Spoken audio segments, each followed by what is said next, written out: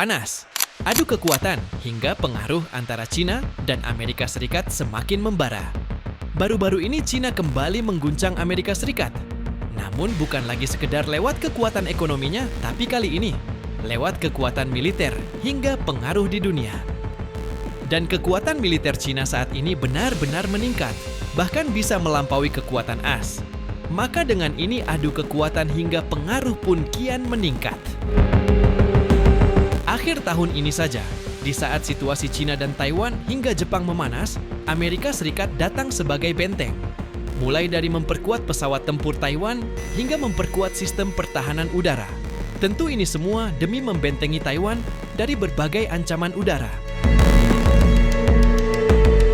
Menariknya, China tidak tinggal diam. Balasan terhadap tindakan AS pun mulai terlihat. Ketika hubungan Amerika Serikat dan Venezuela memburuk ke titik terendah, Beijing juga ikut turun tangan. Presiden Xi Jinping secara terbuka menyatakan dukungan kepada Presiden Nicolas Maduro. Rusia pun ikut merapat, membentuk barisan tandingan terhadap tekanan Washington. Inilah pola yang kini terlihat jelas. Amerika Serikat membentengi Taiwan, rival China. China membentengi Venezuela, rival Amerika Serikat.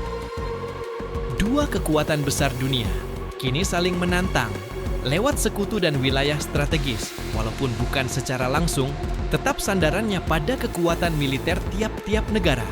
Maka pertanyaannya sekarang, siapa yang menyimpan kekuatan militer terkuat di dunia saat ini? China atau Amerika Serikat? Simak selengkapnya.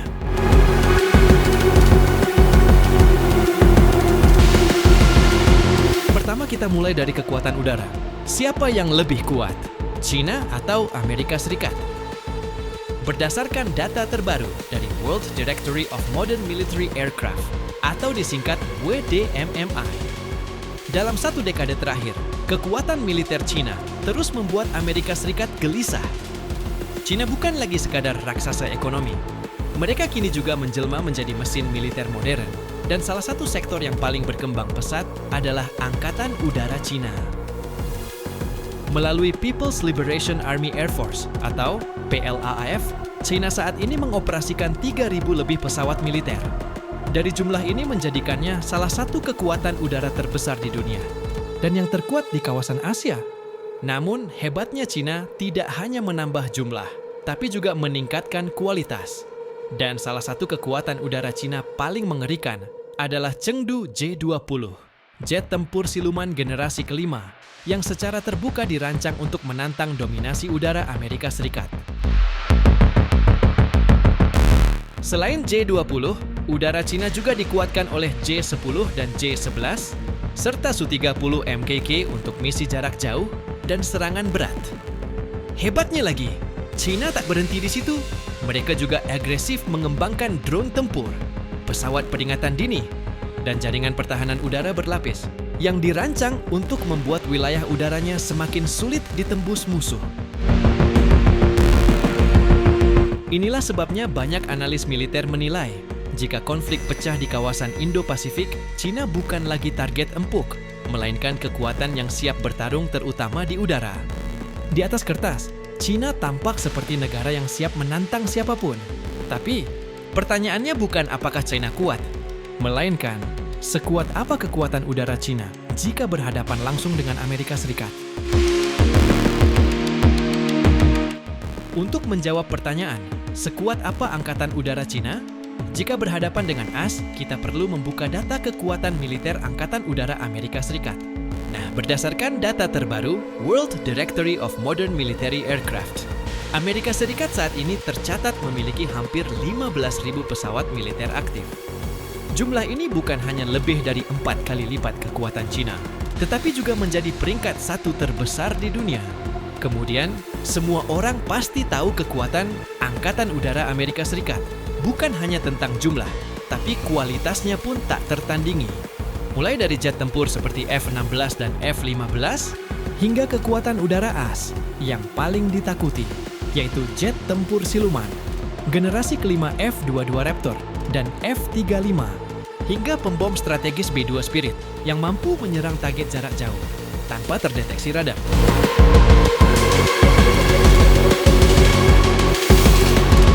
Sebagai perbandingan, Meski Cina tampil impresif dan terus berkembang, kekuatan udara Amerika Serikat masih berada di level yang berbeda.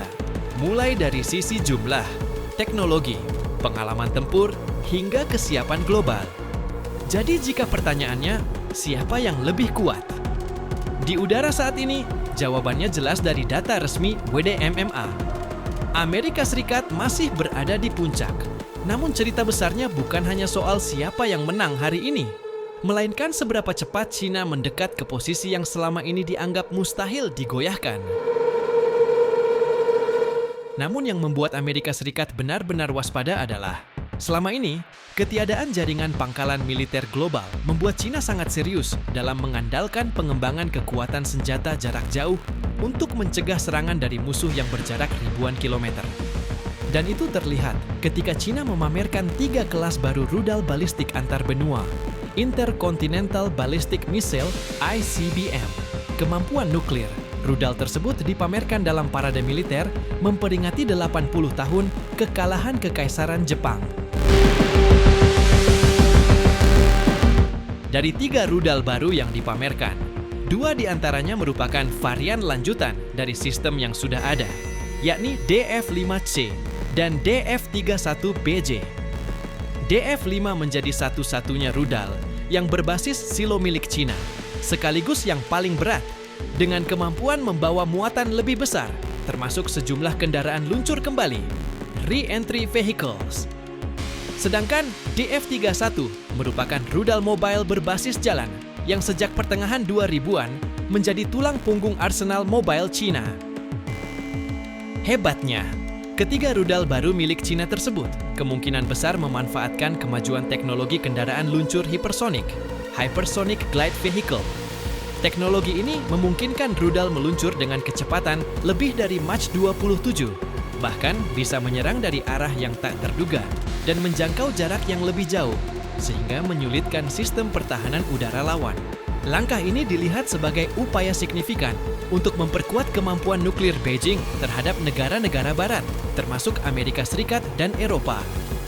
Pada 2021, China sempat menarik perhatian dunia ketika mereka berhasil menguji coba kendaraan luncur hipersonik antar benua yang mengintari bumi sebelum kembali mengenai target di wilayahnya. Wakil Ketua Kepala Staf Gabungan AS, Jenderal John Hyten, kala itu menilai uji coba tersebut sebagai perkembangan yang sangat mengkhawatirkan karena menunjukkan kemampuan Cina untuk menyerang sasaran di seluruh dunia dengan akurasi tinggi.